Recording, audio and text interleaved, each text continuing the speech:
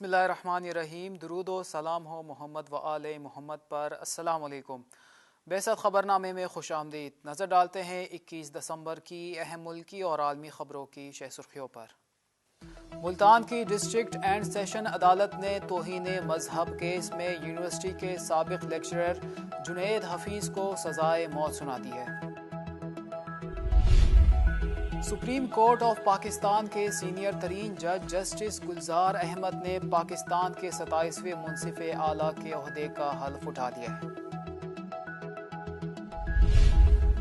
ترک صدر نے انکشاف کیا ہے کہ سعودی حکام نے پاکستان پر دباؤ ڈالا کہ کوالالمپور سمٹ میں شرکت کرنے کی صورت میں پاکستانی محنت کشوں کو ملک بدر کر دیا جائے گا۔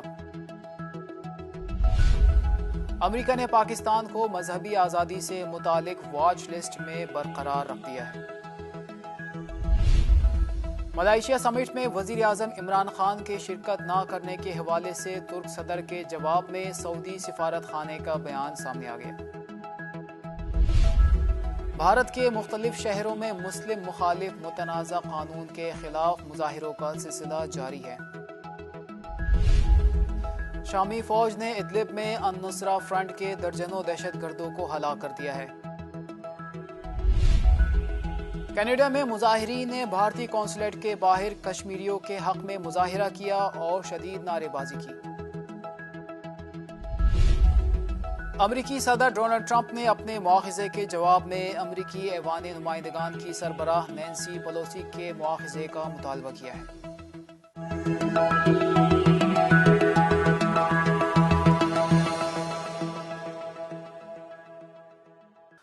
اور اب نظر ڈالتے ہیں خبروں کی تفصیل پر۔ ملتان کی ڈسٹرکٹ اینڈ سیشن عدالت نے توہین مذہب کیس میں یونیورسٹی کے سابق لیکچرر جنید حفیظ کو سزائے موت سنا دی ہے۔ ملتان کی بہاؤالدین زکریا یونیورسٹی کے ڈپارٹمنٹ آف انگلش لٹریچر انگریزی ادب کے سابق وزٹنگ لیکچرر جنید حفیظ کو توہین مذہب کے الزام میں 13 مارچ 2013 کو گرفتار کیا گیا تھا، جبکہ مقدمے کا آغاز 2014 میں ہوا تھا۔ آج اس کیس کی سماعت میں ایڈیشنل سیشن جج کاشف قیوم نے جنید حفیظ کو تعزیرات پاکستان کی دفعہ 295 کے تحت سزائے موت اور 5 لاکھ روپے جرمانے کی سزا سنائی ہے، جبکہ جرمانے کی عدم ادائیگی کی صورت میں مزید 6 ماہ قید کاٹنا ہوگی۔ سپریم کورٹ آف پاکستان کے سینئر ترین جج جسٹس گلزار احمد نے پاکستان کے 27ویں منصف اعلیٰ کے عہدے کا حلف اٹھا لیا ہے۔ وفاقی دارالحکومت اسلام آباد میں حلف برداری کی تقریب منعقد ہوئی، جہاں صدر مملکت ڈاکٹر عارف علوی نے جسٹس گلزار احمد سے چیف جسٹس آف پاکستان کے عہدے کا حلف لیا۔ ایوان صدر میں ہونے والی تقریب حلف برداری میں صدر مملکت کے علاوہ وزیر اعظم عمران خان، تینوں مسلح افواج کے سربراہان، chairman senate Sadiq Sanjrani, speaker قومی اسمبلی اسد قیصر، وفاقی وزراء اور سابق ججز، سینئر وکلاء اور دیگر اہم شخصیات نے شرکت کی۔ ترک صدر نے انکشاف کیا ہے کہ سعودی حکام نے پاکستان پر دباؤ ڈالا کہ کوالالمپور سمٹ میں شرکت کرنے کی صورت میں پاکستانی محنت کشوں کو ملک بدر کر دیا جائے گا۔ رپورٹ کے مطابق ترک صدر رجب طیب اردغان نے کہا ہے کہ سعودی حکام نے پاکستان کو 4 ملین محنت کشوں کو ملک بدر کر کے ان کے بدلے بنگلہ دیش سے ورکر لانے کی دھمکی دی تھی۔ ترک صدر نے کہا کہ سعودی حکام کی جانب سے پاکستان پر دباؤ ڈالنے کا واقعہ پہلی مرتبہ نہیں، یہ بڑی بدقسمتی کی بات ہے۔ انہوں نے کہا کہ اس سے پہلے بھی اس طرح کے واقعات رونما ہوتے رہے ہیں۔ ترک صدر نے کہا کہ سعودی عرب نے پاکستان کو دھمکی دی تھی کہ کوالالمپور سربراہی اجلاس میں شرکت کی صورت میں اسٹیٹ بینک میں رکھی ہوئی رقم کو بھی واپس نکال لیا جائے گا۔ رجب طیب اردغان کا کہنا تھا کہ یہ کسی بھی ملک کے لیے پہلی مرتبہ نہیں ہے کہ سعودی عرب اور متحدہ عرب امارات نے مخصوص معاملات پر دباؤ ڈالا ہو۔ اردغان نے ترک میڈیا سے گفتگو کرتے ہوئے کہا کہ پاکستان کو معاشی دشواریوں کے باعث سعودی عرب کی خواہشات پر عمل کرنا پڑا۔ امریکہ نے پاکستان کو مذہبی آزادی سے متعلق واچ لسٹ میں برقرار رکھ دیا ہے۔ امریکہ کے اسٹیٹ ڈپارٹمنٹ کی جانب سے 18 دسمبر کو جاری فہرست میں میانمار، چین، ایریٹریا، شمالی کوریا، پاکستان، سعودی عرب، تاجکستان اور ترکمانستان کو خصوصی تشویش والے ممالک CPC کی فہرست میں دوبارہ شامل کیا گیا ہے۔ اسٹیٹ ڈپارٹمنٹ بین الاقوامی مذہبی آزادی کے قانون 1998 کے مطابق اس فہرست میں شامل کرتا ہے اور سی پی سی کی فہرست میں شامل ممالک پر الزام ہے کہ یہ باقاعدہ منظم طریقے سے مذہبی آزادی کی خلاف ورزی کر رہے ہیں۔ اس فہرست میں شامل ممالک کو امریکہ کی جانب سے معاشی پابندیوں سمیت مزید کارروائیوں کا سامنا ہو سکتا ہے۔ بھارت کے مختلف شہروں میں مسلم مخالف متنازع قانون کے خلاف مظاہروں کا سلسلہ جاری ہے۔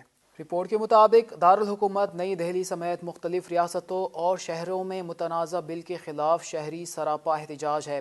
ریاست اتر پردیش میں پولیس کی فائرنگ اور تشدد سے 9 افراد ہلاک اور متعدد زخمی ہو گئے ہیں۔ بھارتی ذرائع کا کہنا ہے کہ اب تک اتر پردیش میں ہلاک مظاہرین کی تعداد 11 ہو گئی ہے۔ گزشتہ روز دہلی میں نماز جمعہ کے بعد بڑی احتجاجی ریلی نکالی گئی۔ پولیس نے خواتین سمیت سینکڑوں افراد کو گرفتار کر لیا۔ مظاہرین پر آنسو گیس کی شیلنگ اور واٹر کین کا بھی استعمال کیا گیا۔ شامی فوج نے ادلب میں النصرہ فرنٹ کے درجنوں دہشت گردوں کو ہلاک کر دیا ہے۔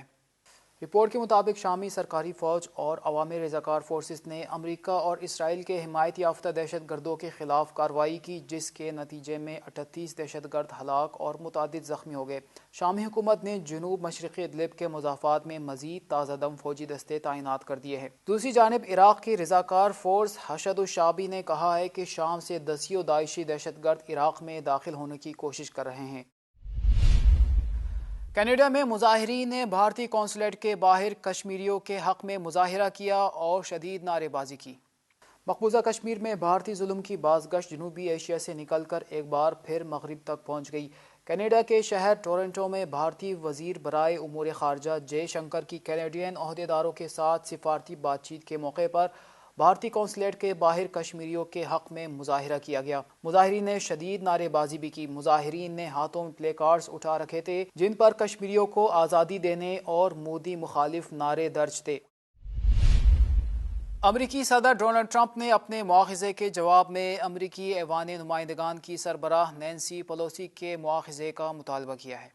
رپورٹ کے مطابق امریکی صدر ٹرمپ نے ٹویٹر بیان میں اپنے مواخذے کے جواب میں امریکی ایوان نمائندگان کی سربراہ نینسی پیلوسی کے مواخذے کا مطالبہ کیا ہے۔ امریکی صدر کا کہنا ہے کہ نینسی پیلوسی سینیٹ کے نمائندوں کے کام میں رکاوٹ ڈالنے کے لیے غیر قانونی ہتھ کنڈے استعمال کر رہی ہے۔ ٹرمپ نے کہا کہ نینسی پیلوسی ریپبلکن نمائندوں کو خریدنے اور ان کے کام میں رکاوٹ ڈالنے کی پالیسی پر گامزن ہے۔ نینسی پیلوسی کا مواخذہ ہونا چاہیے۔ واضح رہے کہ امریکی ایوان نمائندگان میں امریکی صدر ٹرمپ کے مواخذے کی 2 قراردادیں منظور ہو چکی ہے اور اب انہیں صدارتی عہدے سے ہٹانے یا نہ ہٹانے کی ذمہ داری امریکی سینیٹ کے نمائندوں کے دوش پر ہے۔ یہ تھی آج کی خبریں۔ اگلے خبرنامے تک اجازت دیجیے۔ دیکھتے رہیے بہست تعلیمی ٹی وی چینل۔ اللہ حافظ۔